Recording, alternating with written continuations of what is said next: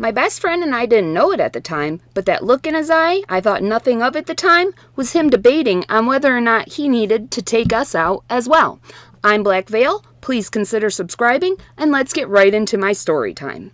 So, I went to school with this guy, middle school it was, and he was a couple years older, so by the time I got to high school, he had already moved about 35 minutes away to a suburb of Detroit. So we weren't connected anymore and did not see each other again until right after I graduated high school, so I was 18, and we reconnected through some mutual friends. We started hanging out, chilling, going on dates, just having some fun together for a couple of months. But about a month and a half into our relationship, we found out our mutual friend Nick, we had gone to school with, was killed, beaten, and left for dead in an abandoned garage in Detroit. We were all devastated, couldn't understand what happened, and all went to the funeral, and everybody was just torn up about it. I haven't even mentioned the guy's name I was dating yet. It was Brian, but the first and only time I ever went to his house to spend the night was a few days after Nick had passed away. For some reason, Brian couldn't relax. He kept looking through the blinds out the window, and I thought it was because my ex from right before him lived across the street. But my ex's car wasn't even home, and I don't even think my ex would have been that upset about it anyway. But Brian did keep saying, "Do you see someone in black standing across the street? Do you think it's Dee, your ex?" Now I'm wondering, was he looking for cops? Is that why he was so paranoid? Isn't hindsight always 20/20? Anyway, the day after I spent the night at his house, my best friend Wes was supposed to rent a car for Brian. He had asked him previously to do it, and Wes had said yes. However, I was the only one with a vehicle at the time, so I was the one doing the driving. Too, it was Enterprise. And when we went inside, there was something Wes didn't have that he needed.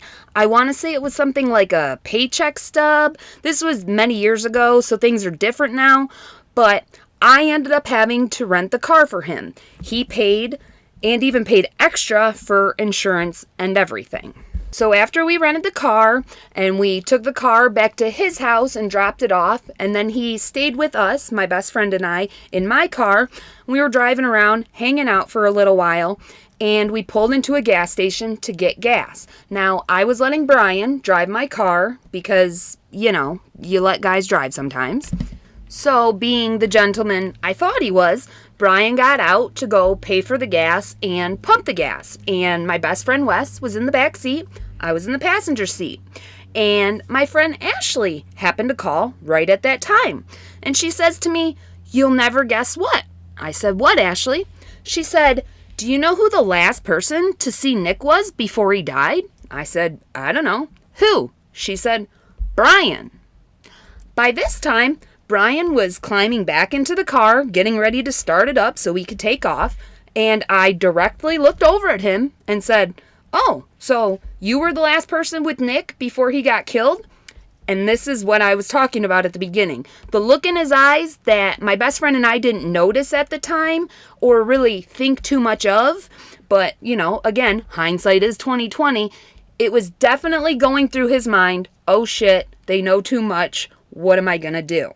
It was at this point that Wes was ready to go home, and I needed to drive him there, obviously. Well, Brian tried to convince us to go back to his place with him for a few, come inside, hang out. Luckily, my best friend Wes said, "No, I don't have time," so we didn't.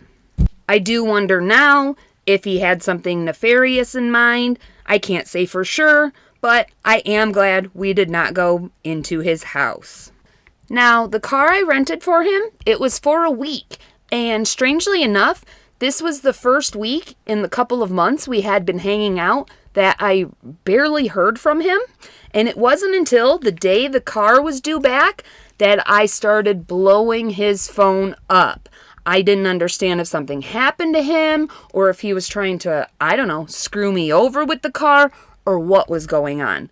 And after calling about, I would say, at least a good 15 times, all of a sudden, a cop answers the phone. And at first, I really didn't believe it was a cop, because why would a cop be answering his phone? I'm guessing that it popped up his girlfriend and the fact that it was calling over and over. I still don't understand why the cop didn't just shut the phone off. Maybe Brian said something to him. I don't know. But anyway, the cop answers the phone and he's like, "You better just quit calling. Your boyfriend's in big trouble. He's going to jail." And I was like, oh my God. And he hung up before I even had a chance to say, but wait, I have a car that he has that I need to get back to Enterprise. So that was the day Brian was arrested. We found out that Nick had gotten $10,000 a couple of weeks from his father passing away before he was killed. Now, he was hanging out with Brian, obviously, the day he was killed, and the reason Brian did it was for the about $7,000 in cash that Nick was carrying in his pocket. And the saddest part is, we had known Nick since we were kids. We had all grown up together. And in fact, Brian was closer to Nick than I ever was because they were closer in age. I think they were even in the same grade. And Nick trusted Brian enough with the information that he had this money in his pocket. And in fact, Nick was such a nice guy. If Brian would have asked him for some of the money or to borrow money or whatever, he would have gave it to him gladly. Brian ended up pleading guilty to second-degree homicide to avoid first-degree armed robbery and felony firearms charges. And he was sentenced to 25 to 50 years in prison. Last I heard of Brian, in 2011, he tried to appeal and say he is being held in violation of his constitutional rights because his sentencing exceeded the state sentencing guidelines. But, yeah, that's not how sentencing guidelines work. They're guidelines, not maximum penalties. Duh. So obviously, the appeal was denied. And as for the rented car, I never got it back. I'm assuming it probably ended up in a chop shop in Detroit somewhere. My bestie, Wes, told me, let's go to the cop shop and report it stolen, especially because it had that insurance. And tell them, he told me exactly what to say. He said, tell them your boyfriend, and give them his name, Brian, stole it because he knows that you leave the keys in the center console. Well, come to find out the hard way, that negates the insurance. So I ended up being sued by Enterprise and paid way over price for this.